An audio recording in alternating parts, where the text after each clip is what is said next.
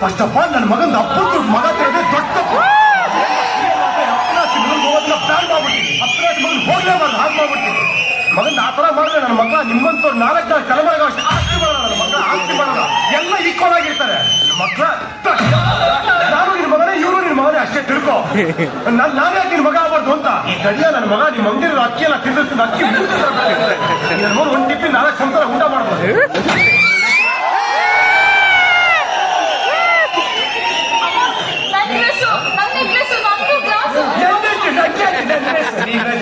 ಈ ಪ್ರಪಂಚದಲ್ಲಿ ಯಾವತ್ತು ಯಾರ್ದಲ್ಲ ತಿಳ್ಕೊ. ನೀ ಸತ್ರ ನಿನ್ ಬಾಡಿ ಎತ್ಕೊಂಡು ಹೋಗಲ್ಲ. ನನ್ ಡ್ರೆಸ್